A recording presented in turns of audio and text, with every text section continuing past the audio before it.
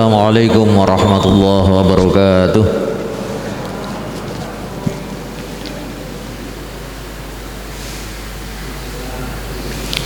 Bismillahirrahmanirrahim. Alhamdulillahi rabbil alamin.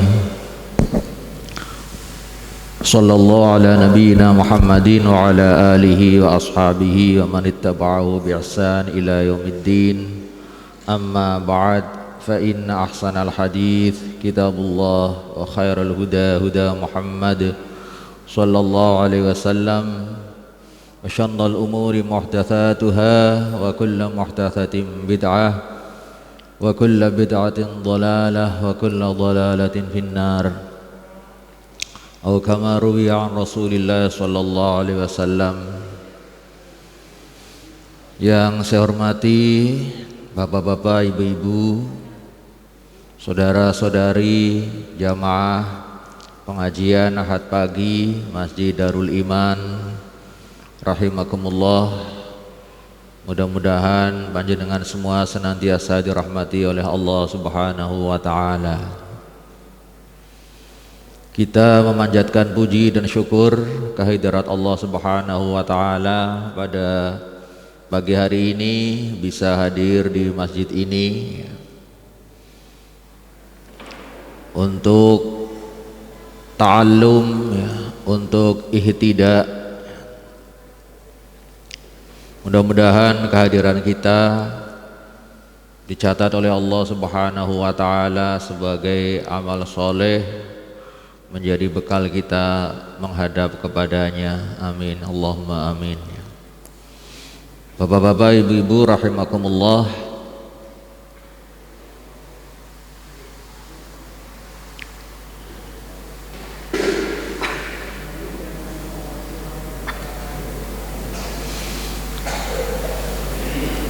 dua minggu belakangan ini selama bulan Februari ini alhamdulillah curah hujan luar biasa ya. Banyak saudara-saudara kita yang sudah setengah bulan ya, itu di pengungsian ya, rumahnya terendam ya. Nah, ini merupakan ya musibah ya, bencana gitu. Tetapi kalau kita mengacu kepada Al-Quran ya, apapun bencana yang diberikan oleh Allah Subhanahu wa taala itu bukan merupakan ekspresi kebencian Allah kepada hambanya, tetapi ekspresi kasih sayang Allah ya kepada hambanya. Bagi mereka yang terkena bencana itu adalah lahan kesabaran ya, meskipun berat ya. Kadang-kadang akan muncul mengeluh gitu. Nah, ketika kita kena musibah, mungkin hal yang paling mudah untuk membuat kita bisa bertahan tidak mengeluh adalah melihat ke bawah ya. Ada yang lebih mendapat musibah lebih berat lagi.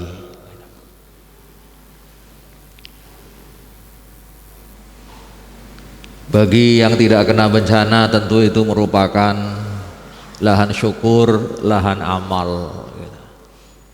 Jadi Allah Subhanahu wa taala adalah pemilik kita, yang menciptakan kita. Tentu Allah punya kehendak bebas terhadap kita, tetapi Allah Subhanahu wa taala sudah menyatakan kataba ala nafsihir rahmah, telah menetapkan pada zatnya sifat rahmah, sifat kasih sayang. Cuman kita sering memaknai sifat rahmah Allah itu hanya di dunia. Nah, ini ya.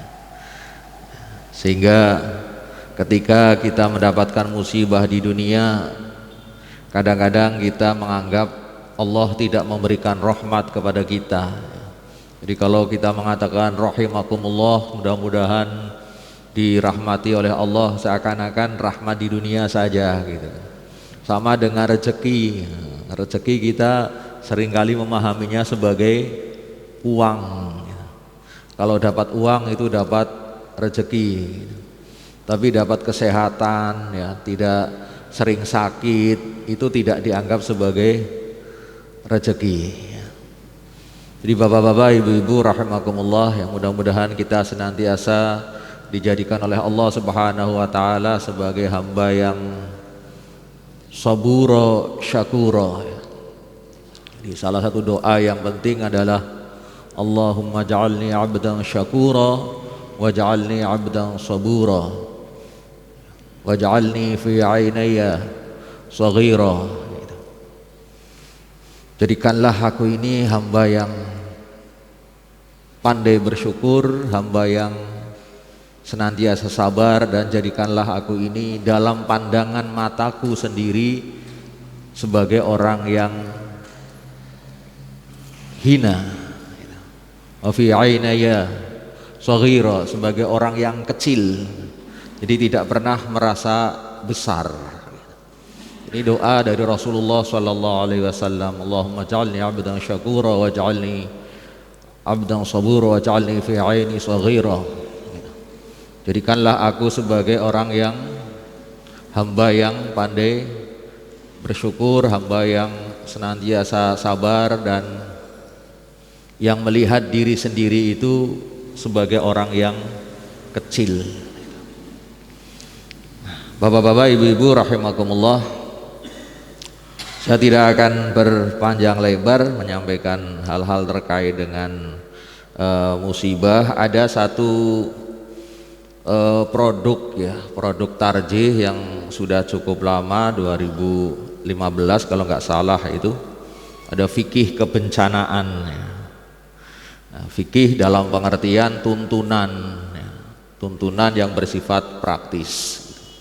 Tapi yang terkait dengan fikih dalam pengertian klasik, kalau fikih pengertian klasik kan tata cara ibadah, hukum halal haram, gitu.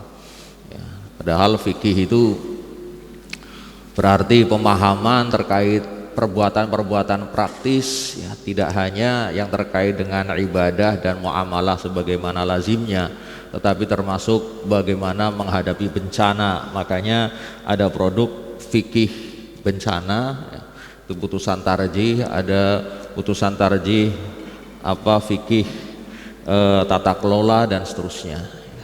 Tapi saya tidak akan menyampaikan itu. Saya ingin menyampaikan semacam khulasah, ya, semacam ringkasan konklusi dari materi-materi yang pernah saya sampaikan. Saya kasih judul wasatiyah awit tawassud. Wasatiyah adalah moderatisme, ya. Tawassud itu sikap moderat, ya. Persyarikatan kita itu sungguhnya sudah diakui sebagai ormas yang memilih sikap moderat, gitu, ya.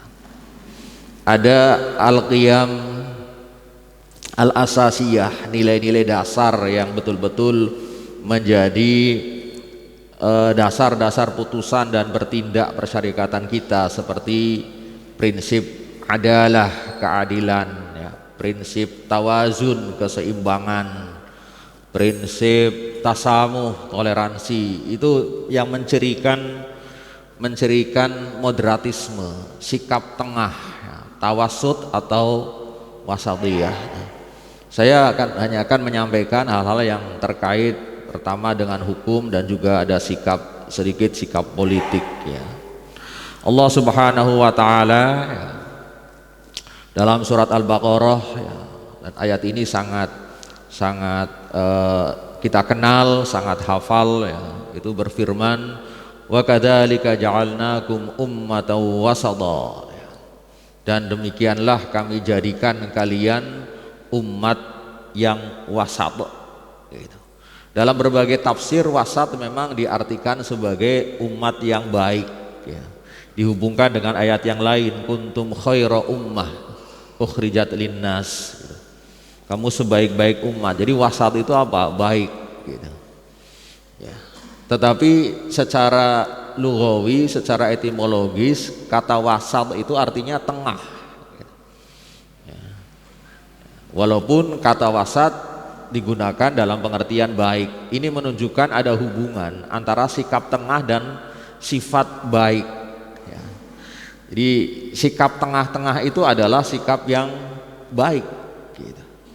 Makanya ada sebuah riwayat yang menyatakan khairul umur awsaduha, sebaik-baik urusan, sebaik-baik perkara adalah yang paling tengah-tengah gitu. Ya. Maka kata wasaton di sini juga bisa diartikan sebagai umat yang tengah-tengah, ya, karena ajaran Islam itu adalah ajaran yang sesuai dengan fitrah. Ya. Fitrah itu adalah kecenderungan yang lurus yang menjadi kecenderungan dasar umat manusia, dan itu adalah sikap tengah. Ada sejumlah pandangan, sikap yang menunjukkan bahwa Muhammadiyah itu mengambil sikap tengah dalam hal manhaj tarjih misalnya, ya. Kita sudah sangat mengetahui bahwa fatwa-fatwa tarjih, putusan-putusan tarjih itu mengambil sikap tengah antara kecenderungan tekstual harfiah, ya, dengan kecenderungan liberal, ya. Dulu saya sudah pernah menyampaikan tentang kontekstual, ya. Seperti apa sih kontekstual gitu. Ya.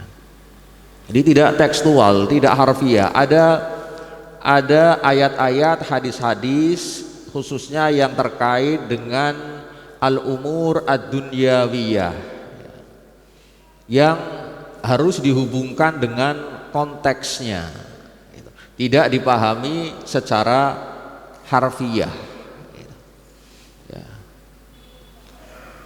Ini khususnya dalam masalah-masalah duniawiyah, al-umur ad-dunyawiyah. Saya pernah menyampaikan misalnya terkait dengan gambar, ya. Gambar, dulu putusan tarjih melarang memasang gambar Kiai Ahmad Dahlan karena hadis-hadisnya secara tekstual tampak sangat jelas dan tegas gitu. Jadi di masa-masa pertumbuhan awal persyarikatan itu ada fatwa melarang memasang gambar kayak Ahmad Dahlan. Tetapi kemudian pada perkembangannya ketika diyakini bahwa warga persyarikatan itu sudah memiliki tauhid yang kuat, sudah jauh dari sifat dari kemusyrikan, maka kemudian ada perubahan terhadap fatwa tersebut. Larangan dalam hadis itu dipahami sesuai dengan konteks ketika Nabi melarang membuat gambar, membuat patung gitu. Jadi ada konteks-konteks tertentu di mana membuat gambar, membuat patung itu boleh, ada yang makruh, ada yang haram, itu kontekstual. Nah, berbeda dengan liberal. Kalau liberal kan tidak memperhatikan, hanya memperhatikan maqasid syariah yang umum, tetapi tidak memperhatikan konteks-konteks tertentu, ya. Maka kita mengetahui kenapa sih kadang-kadang fatwa itu khususnya dalam masalah-masalah al-umur ad-dunyawiyah, masalah-masalah duniawi itu mengalami perubahan-perubahan, ya. Mengalami perkembangan. Itu karena ini memperhatikan konteksnya, ya. Kenapa kita harus memperhatikan konteks? Ya, pertama karena Islam itu diturunkan kepada kita menjadi rahmat untuk mewujudkan kemaslahatan. Ya. Saya pernah mencontohkan ini. Ayat ini sangat tegas, ya, memperbolehkan memelihara budak, mempertahankan perbudakan. Secara tekstual perbudakan itu legal, tetapi kita tidak bisa memahami ayat ini tanpa memperhatikan konteks ketika turunnya ayat ini dan konteks sekarang. Tentu kalau kita memperbudak seseorang, jelas itu sebuah kezaliman gitu. Jadi ayat perbudakan harus dipahami sesuai dengan konteks saat itu. Inilah salah satu sikap tengah, tidak liberal ya, tetapi memperhatikan konteks.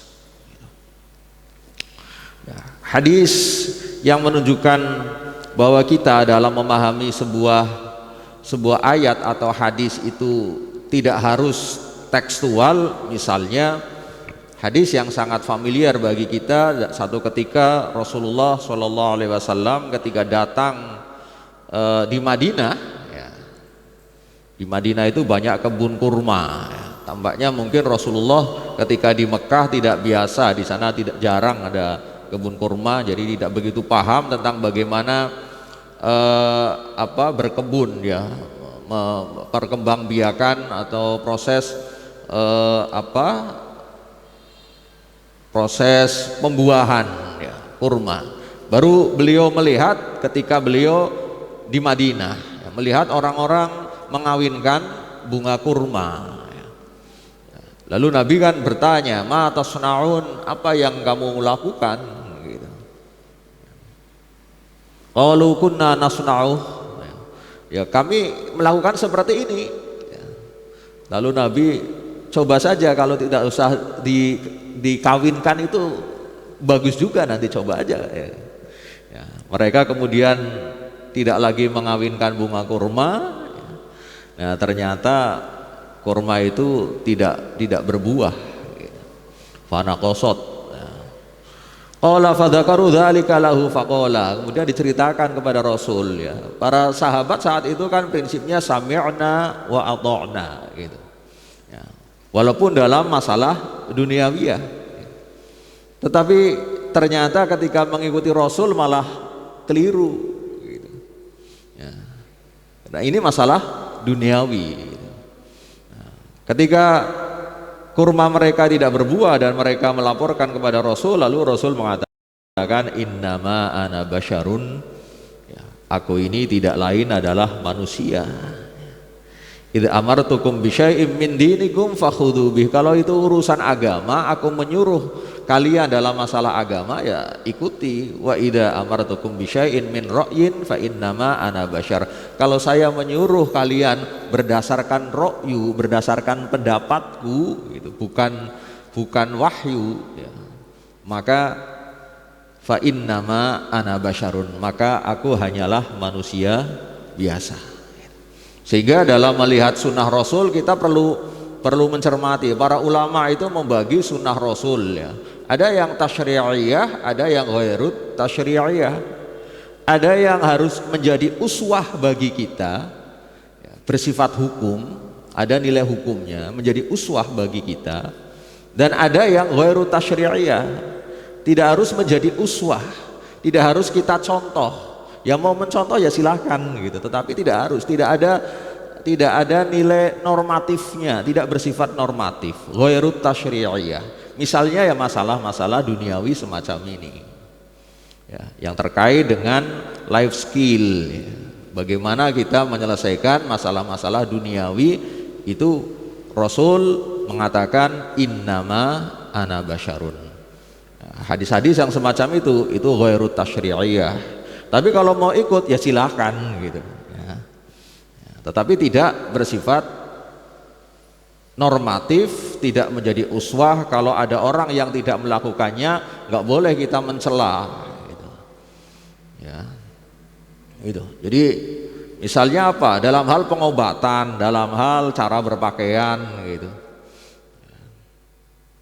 Pengobatan ala Rasul ya, saat itu Rasul melakukan pengobatan, mengobati penyakit sesuai dengan tingkat ilmu pengetahuan dan teknologi kedokteran saat itu.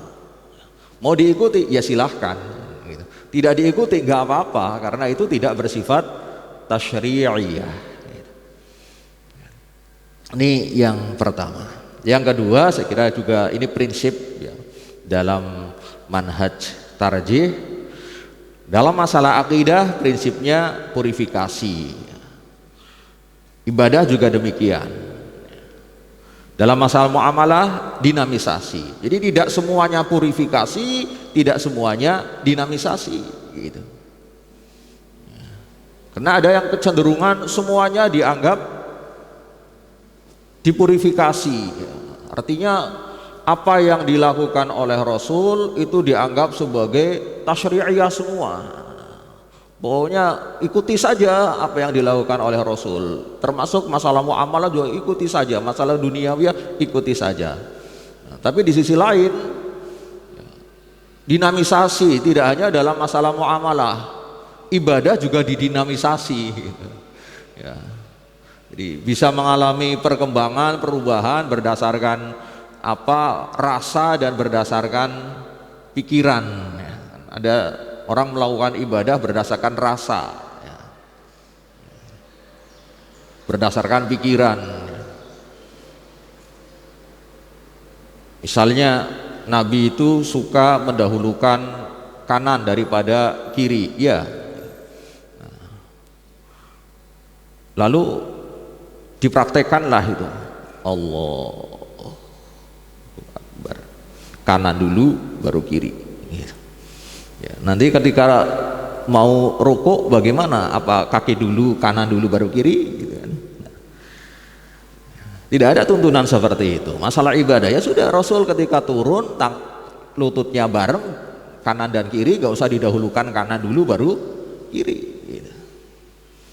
Ya, jadi kalau ibadah sudah purifikasi, ikuti saja. Ini prinsip yang kedua, kaidahnya sangat terkenal di kalangan ulama. Kalau ibadah, al-aslu fil ibadat at-tauqif.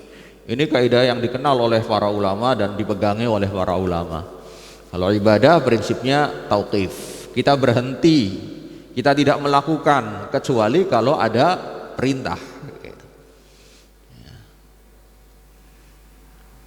Tapi kalau dalam masalah muamalah dan adat prinsipnya boleh.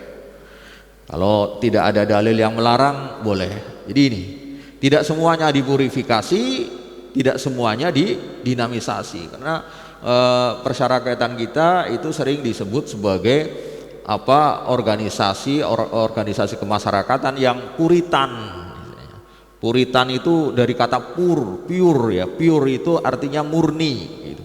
Semuanya dimurnikan sebagaimana pada masa Rasulullah SAW. Tidak sepenuhnya puritan, tidak semuanya dipurifikasi. Jadi sesungguhnya sebutan secara mutlak ya, sebagai ormas puritan itu tidak begitu tepat, karena puritan hanya dalam akidah dan ibadah, dan ini nggak banyak. Gitu.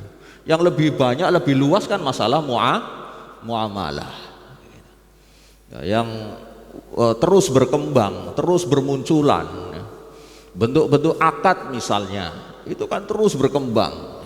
Dulu belum ada internet, tentu yang namanya akad itu harus dalam satu majelis, harus bertemu antara pembeli dan penjual. Sekarang kenal aja enggak, tahu ada ya, kita nggak pernah ketemu, biasa melalui jual beli secara online gitu. Nah, bagaimana hukumnya? Terus berkembang gitu. Jadi muamalah itu ruangnya lebih luas daripada ibadah. Artinya dengan demikian sesungguhnya dinamisasi itu lebih banyak daripada purifikasi. Kalau purifikasi sudah berhenti, ya, ibadah itu kan tidak berkembang, berhenti. Ya. Akidah juga begitu, sudah. Apa yang diajarkan dalam Quran dan hadis terkait dengan akidah dan ibadah sudah tidak berkembang. Maka sebetulnya tidak begitu tepat kalau digeneralisir sebagai ormas yang puritan, karena puritan hanya dalam bidang akidah dan ibadah yang tidak begitu banyak ya, porsinya dibanding dengan muamalah dan adat. Ya, kemudian yang kedua, majelis tarjih dalam memberikan fatwa di satu sisi berusaha mencari dalil atau pendapat yang paling kuat. Jadi pasti akan dilakukan kajian terhadap validitas, kesohihan dalilnya. Kalau itu adalah dalil berupa hadis misalnya, itu diteliti sahih apa tidak, dicari mana yang lebih kuat. Kalau ada hadis yang satu sahih, yang satu juga sahih,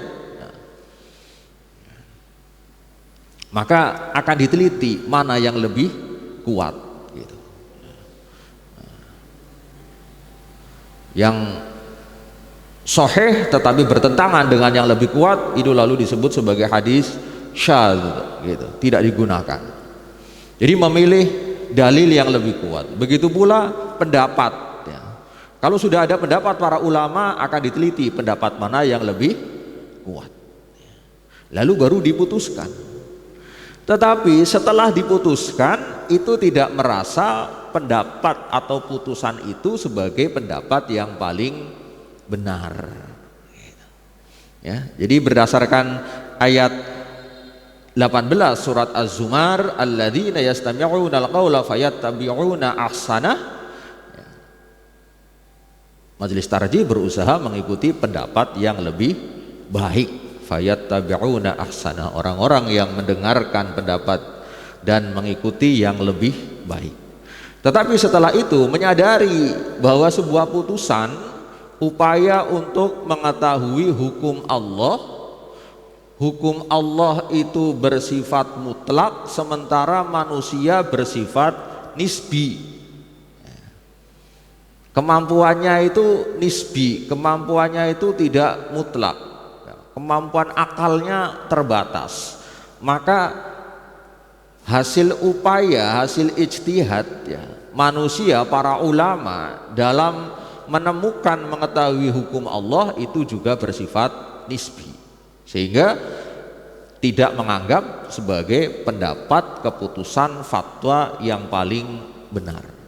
Kita mantap mengikuti putusan tarjih, tetapi tidak menganggap pendapat kita yang paling benar, lalu menyalah-nyalahkan pendapat yang lain, apalagi sampai mengkafirkan. Nah, ini sikap tengah, menyadari bahwa pendapat putusan atau fatwa tarjih itu memang didasarkan pada dalil yang paling kuat, berdasarkan pencarian, berdasarkan kajian, tetapi tidak dianggap sebagai pendapat yang paling benar, lalu menyalah-nyalahkan pendapat yang lain.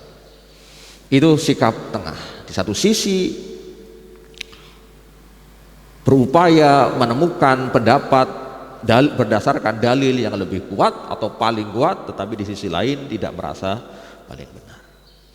Sikap tengah yang lain yang kita sudah maklum semua adalah dalam hal bermadhab. Di satu sisi itu bisa bermadhab, di sisi lain ada yang anti madhab. Di satu sisi ada yang mengharuskan mengikuti madhab para ulama zaman dulu, tetapi di sisi lain ada yang menganggap madhab para ulama zaman dulu itu hanya ngeribeti saja gitu. Ada yang seperti itu. Nah, majelis tarjih mengambil posisi tengah. Tidak ada dalil yang mengharuskan kita untuk bermadhab. Maka majelis tarjih tidak harus bermadhab kepada para ulama zaman dulu, tetapi juga tidak anti madhab. Pendapat para ulama dari madhab-madhab zaman dulu, madhab-madhab salaf itu ada madhab Syafi'i, Maliki, Hambali, Hanafi ya, dan lain-lain, itu menjadi bahan pertimbangan. Maka Bapak Ibu kalau membaca fatwa-fatwa tarjih itu sering kita temukan ya, menurut madhab ini begini, atau pendapat pertama seperti ini menurut madhab siapa, pendapat kedua gitu kan.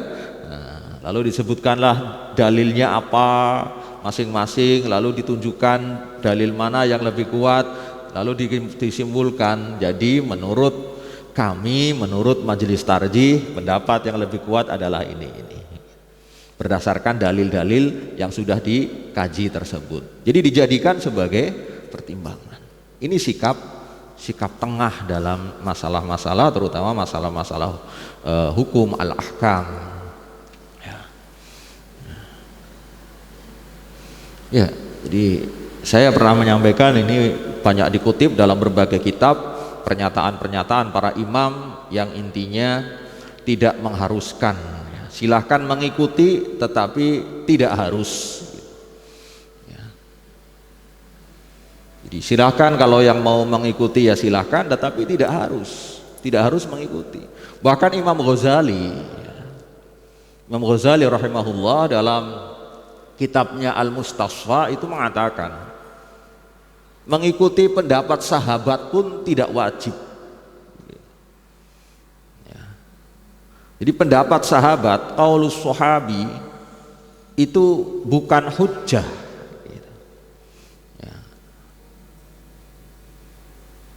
Tampaknya aneh ya, kok nggak wajib? Kenapa?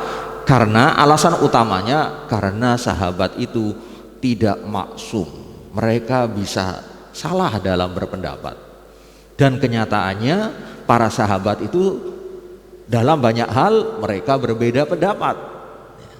Kalau kita baca fikihnya para sahabat, fikhus sahabah, kita menemukan perbedaan pendapat antara sahabat Ali misalnya dengan sahabat Umar bin Khattab, antara sahabat Zaid bin Sabit dengan sahabat Abu Bakar misalnya, Ibnu Mas'ud dengan Ibnu Umar itu sering berbeda pendapat. Itu sahabat-sahabat senior. Maka kata Imam Ghazali itu menunjukkan bahwa pendapat sahabat itu tidak maksum dan tidak ada keharusan mengikuti pendapat sahabat.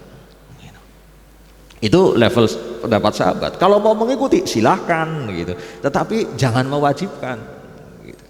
Yang wajib diikuti adalah Rasulullah Shallallahu Alaihi Wasallam gitu. Apalagi pendapat para imam abad ke-2 Hijriyah ini, seperti Imam Abu Hanifah, Imam Malik, Imam Syafi'i, Imam Ahmad bin Hambal. Imam Ahmad misalnya, la tuqallidni wa la tuqallid Malikan wala Syafi'i wala Auza'i wala Thawri gitu. Jangan taklid kepadaku, jangan taklid kepada Imam Malik, jangan taklid kepada Imam Syafi'i, jangan taklid kepada Imam Auza'i, jangan taklid kepada Imam Ats-Tsauri. Lalu bagaimana? Wa khudh min haitsu akhadhu. Ambillah dari mana mereka mengambil. Artinya kalau seseorang itu sudah mampu untuk memahami Quran dan hadis sendiri, berijtihad sendiri, silahkan ambil dari Quran dan hadis. Kalau belum mampu, ya pahami dalilnya gitu. Pahami dalil pendapat yang diikuti. Maka kita menjadi penting mengikuti putusan tarjih, fatwa tarjih, kita baca, kita pahami dalilnya gitu. Dan insya Allah setiap putusan dan fatwa tarjih itu disertai dengan dalil. Yang ke berapa ini ya, nggak saya kasih nomor. Berikutnya adalah keseimbangan ini dalam perilaku antara ibadah mahdhah dan ibadah ghairu mahdhah. Ibadah ghairu mahdhah, semua perbuatan yang baik itu bisa menjadi ibadah kan? Semua perbuatan yang baik bisa menjadi ibadah. Ya, bekerja, mencari rezeki itu bisa menjadi ibadah, bisa menjadi ibadah. Makan bisa menjadi ibadah. Ya. Mandi bisa menjadi ibadah. Ya. Bahkan hubungan suami istri itu pun bisa menjadi ibadah. Itu ibadah ghairu mahdhah. Ibadah yang tidak murni hubungan dengan Allah. Gitu. Kemudian ada ibadah mahdhah, ibadah murni hubungan dengan Allah. Mana yang lebih utama, ibadah mahdhah atau ibadah ghairu mahdhah? Mana yang lebih utama, ibadah ghairu mahdhah atau ibadah mahdhah? Nah. Kalau kita melihat ayat Al-Quran, ya, ada dua istilah yang digunakan dalam Al-Quran, ya, atau ada dua tugas manusia. Di satu sisi Allah Subhanahu wa taala memberikan tugas kepada manusia untuk beribadah. Wa ma khalaqatul jinna wal insa illa liya'budun. Ini maknanya lebih ke arah ibadah mahdhah. Tetapi di sisi lain Allah menciptakan manusia sebagai khalifah fil ardh. Gitu. Ya. Kemudian kalau kita baca hadis, ini sebuah hadis dari sahabat Ibnu Umar. Ada seorang laki-laki yang datang menghadap Nabi SAW, lalu dia bertanya, wahai Rasulullah, siapakah orang yang paling dicintai oleh Allah, dan apakah amal yang paling dicintai oleh Allah? Lalu Rasulullah SAW menjawab, orang yang paling dicintai oleh Allah adalah orang yang paling bermanfaat, paling banyak manfaatnya bagi orang lain. Dan amal yang paling dicintai oleh Allah adalah kebahagiaan yang dimasukkan, yang kau berikan kepada sesama muslim. Jadi kita memberikan kebahagiaan, menyenangkan orang lain, itu amal yang paling dicintai. Au takshifu anhu kurbatan, atau engkau menghilangkan kesempitan sesama muslim. Au taqdi anhu dainan, atau engkau membayarkan hutangnya. Au tatrudu anhu ju'an, atau engkau menghilangkan rasa laparnya, memberi makan. Wala an amshiya ma'a akhi fi hajatin ahabbu ilayya min a'takifa fi hadzal masjid, dan aku memenuhi kebutuhan saudaraku lebih aku sukai daripada iktikaf di Masjid Nabawi, Masjid Madinah. Ini menunjukkan bahwa ibadah ghairu mahdhah, ibadah sosial itu lebih utama. Tapi ada juga hadis lain yang menunjukkan bahwa ibadah mahdhah itu juga paling utama. Dari sahabat Abdullah bin Basr ya. Bapak Said ya, kurang jelas. Dia berkata, ada seorang badui yang menghadap Nabi SAW. Lalu dia bertanya, siapakah orang yang paling baik? Ya.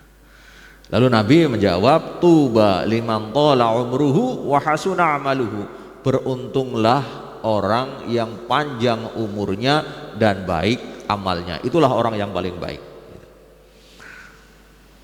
Lalu orang Badui itu bertanya lagi, ayyul a'mal afdal, amal apa yang paling utama? Lalu Nabi menjawab, antufariqad dunya walisanuka radbun min dzikrillah.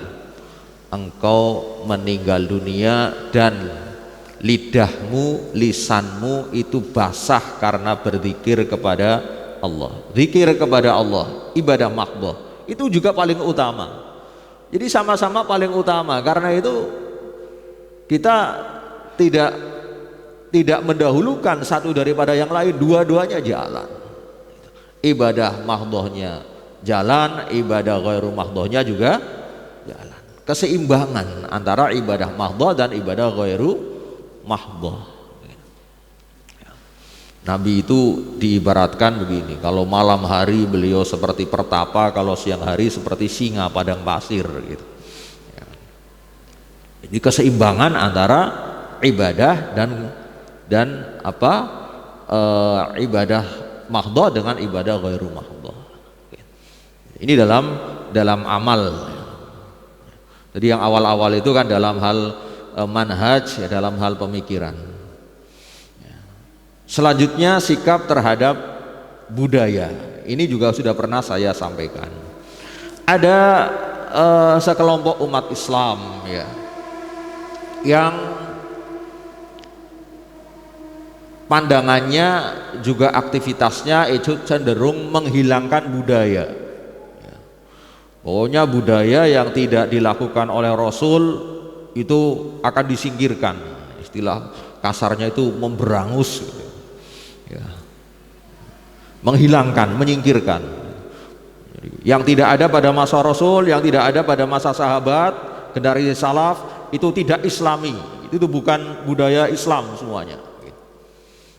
Tetapi di sisi lain ada yang kelompok-kelompok yang berusaha merawat semua budaya. Pokoknya semua budaya itu adalah kekayaan, ya, kekayaan bangsa. Jadi semuanya dirawat. Nah, ini dua sikap ekstrim. Nah, posisi kita itu ada di tengah, selektif. Jadi ada agama, ada budaya. Ini dua hal yang berbeda. Budaya itu bukan agama. Agama itu sumbernya adalah wahyu, sedangkan budaya adalah kreasi manusia.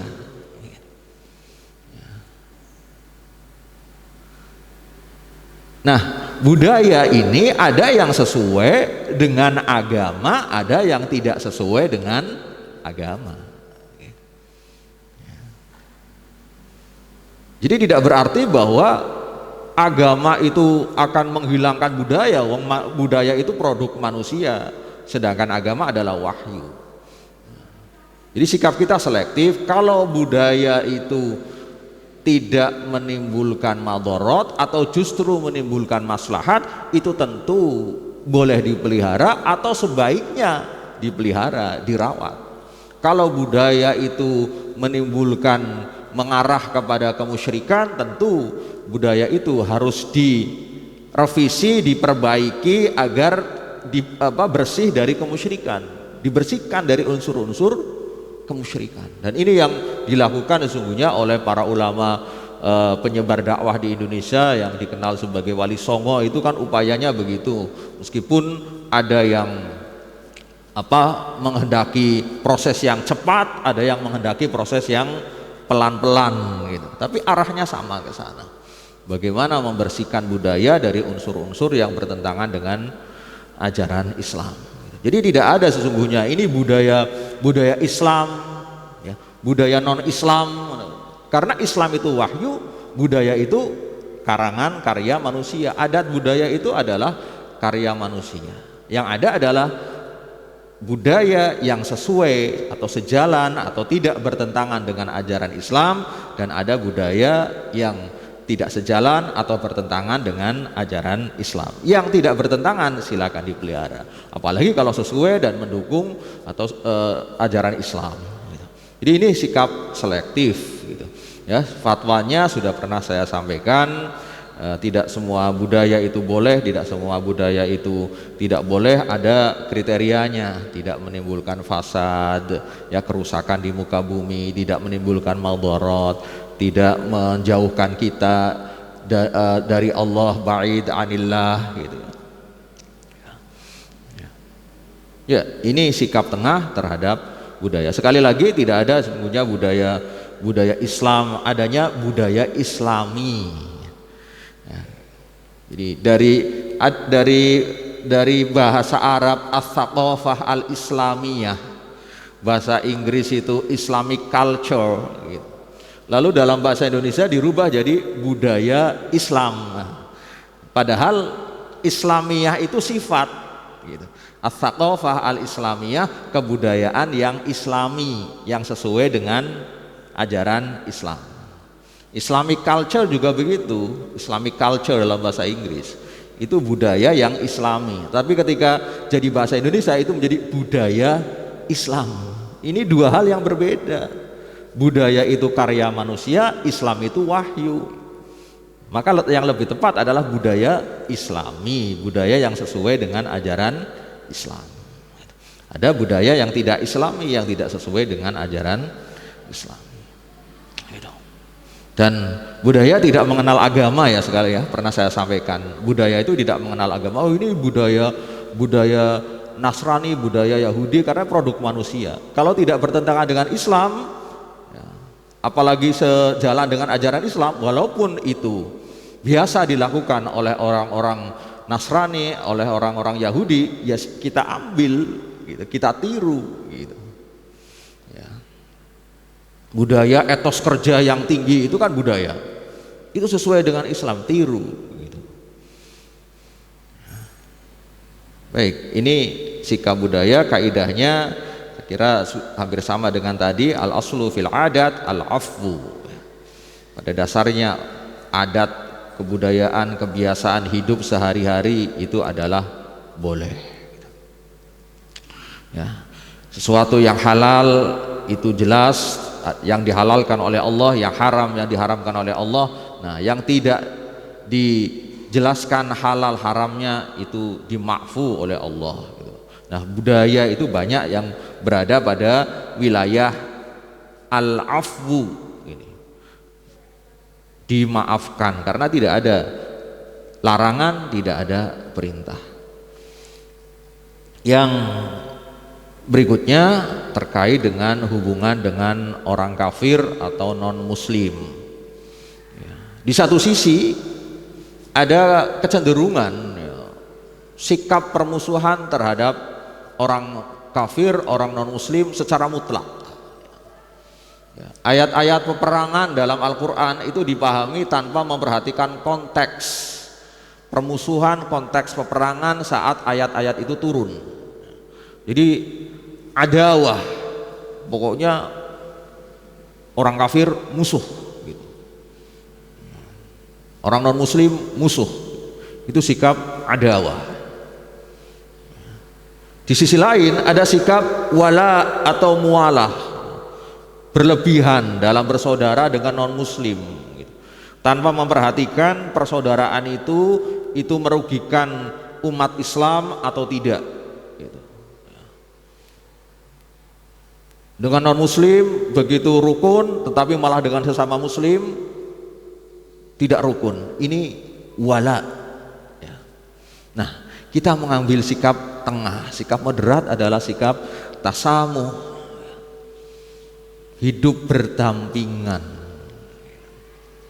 saling tolong menolong dalam masalah duniawi, tentu yang tidak merugikan umat Islam. Karena Allah Subhanahu wa taala dalam surat Al-Mumtahanah memang tidak melarang, la yanhaakumullahu 'anil ladzina lam yuqatilukum fid din wa lam yukhrijukum min diyarikum an tabarruhum wa tuqsitu ilaihim innallaha yuhibbul muqsitin. Allah tidak melarang kalian berbuat baik dan berbuat adil terhadap orang-orang kafir yang tidak memerangi kamu dan tidak mengusirmu dari negerimu. Tidak memerangi kamu karena agama, tidak mengusirmu dari negerimu. Sesungguhnya Allah mencintai orang-orang yang berbuat adil, berbuat baik gitu. Ya. Jadi tidak dilarang berbuat baik kepada mereka sepanjang tidak merugikan orang Islam, baik dalam bentuk mengusir, memerangi, memusuhi gitu. Ya. Ini sikap tengah terhadap non muslim. Ini juga pernah saya sampaikan dalam majelis ini. Berikutnya terkait dengan hubungan Islam dan negara. Sikap persyarikatan kita juga jelas ya. Kita tidak menuntut negara ini menjadi negara Islam, tapi juga kita tentu tidak mau negara ini menjadi negara sekuler.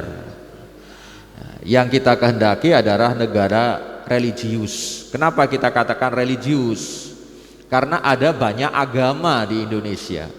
Mereka juga harus dihargai sesuai dengan keyakinannya masing-masing. Tetapi bagaimana nilai-nilai Islam itu berlaku menjadi sumber dalam pengelolaan negara. Jadi ini sikap kita, negara religius. Ada istilah nasionalis religius. Dulu ketika pembahasan Piagam Jakarta itu kan pertarungan antara nasionalis religius ya. Ini kelompok Islam, kemudian ada kelompok lain yang kadang disebut nasionalis sekuler gitu. Ya, tokoh-tokoh yang menghendaki agar Islam mewarnai menjadi landasan dalam kehidupan bernegara itu disebut nasionalis religius gitu. Ya. Kelompok lain yang akan memisahkan negara dan agama tidak perlu turut campur dalam pengelolaan negara, itu disebut nasionalis sekuler. Nah, kita berada memilih posisi tengah ini, tidak menjadi negara Islam, tidak juga sekuler. Bapak Ibu yang saya hormati, kita tentu sangat-sangat sering mendengar istilah khilafah. Khilafah itu sistem yang dianggap sebagai sistem pemerintahan atau sistem negara Islam. Apa sesungguhnya khilafah? Sebuah riwayat yang disebutkan dalam kitab sejarah ya, yang ditulis oleh Imam At-Tabari itu menginformasikan ya. Haddatsani Ahmad bin Abdus Somad Al-Ansori, menceritakan kepadaku, kata Imam Tabari, menceritakan kepadaku Ahmad bin Abdus Somad Al-Ansori. Dia mengatakan telah menceritakan kepadaku Ummu Amr binti Hisan Al-Kufiyah dari ayahnya. Dia mengatakan, ayahnya itu mengatakan ketika Umar bin Khattab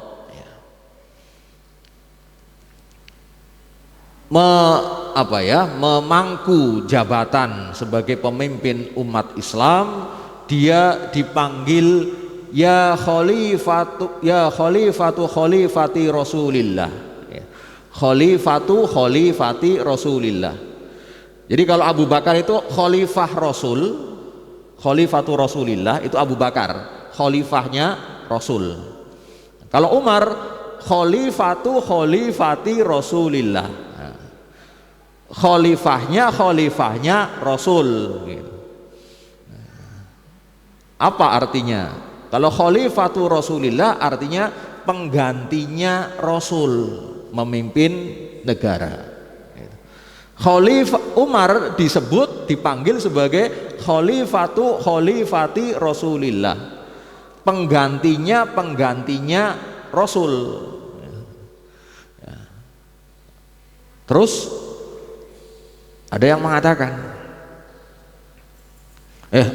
Khalifah Umar mengatakan, faqala Umar radhiyallahu an, hadza amrun yatulu kullama jaa khalifah, qalu ya khalifati Rasulillah.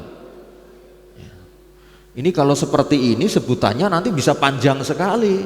Setelahku nanti akan dipanggil khalifati Rasulillah. Nanti penggantinya lagi khalifati Rasulillah. Semakin panjang penggantinya gitu kan. Nah, maka bal antum al mu'minun, kalian itu kan orang-orang mukmin, wa ana amirukum, dan aku ini adalah pemimpin kalian. Fasummiya amirul mukminin, maka Khalifah Umar lalu dipanggil Amirul Mukminin. Jadi sebutan Amirul Mukminin itu pertama kali digunakan untuk memanggil sahabat Umar ketika beliau menjadi khalifah. Kalau Abu Bakar memang dipanggil Khalifatu Rasulillah, khalifahnya Rasul. Nah, sedangkan Umar dipanggil Amirul Mukminin. Mengapa? Karena kalau dipanggil khalifati Rasulillah kepanjangan. Nanti Utsman khalifati Rasulillah. Nah, yang ingin saya tunjukkan adalah apa sih makna sesungguhnya khilafah? Apa sih makna khalifah itu? Khalifah itu artinya pengganti. Gitu. Ya, Abu Bakar itu khalifahnya Rasul, penggantinya Rasul, penerusnya Rasul. Umar itu penerusnya Rasul. Gitu. Khalifati Rasulillah. Jadi sistem khilafah itu apa? Ya, artinya khilafah itu adalah penggantian kepemimpinan, penerusan kepemimpinan dari Rasul digantikan oleh Abu Bakar. Abu Bakar lalu disebut khalifatu Rasulillah. Umar khalifati Rasulillah. Nah, proses penggantiannya berbeda-beda. Dari Rasul kepada Abu Bakar itu melalui musyawarah, bahkan perdebatan itu ya. Lalu dari Abu Bakar ke Khalifah Umar itu penunjukan, dari Khalifah Umar ke Utsman itu melalui tim formatur gitu ya. Jadi beda-beda cara pemilihan kepemimpinannya. Yang terpenting adalah bagaimana kepemimpinan pemerintahan itu dikelola dengan mendasarkan pada nilai-nilai Islam. Sebutannya apa ya? Nggak perlu ada sebutan tertentu gitu. Ya, ini menyatakan bahwa khilafah itu sesungguhnya apa ya? Secara bahasa itu pengganti khalifatu Rasulillah, penggantinya Rasul. Baik, saya kira ini yang terakhir yang saya sampaikan ya, nggak perlu lagi saya sampaikan ini ya, saya kira sudah cukup kita pahami, mengingat waktunya sudah jam 7 lebih 22 menit ya.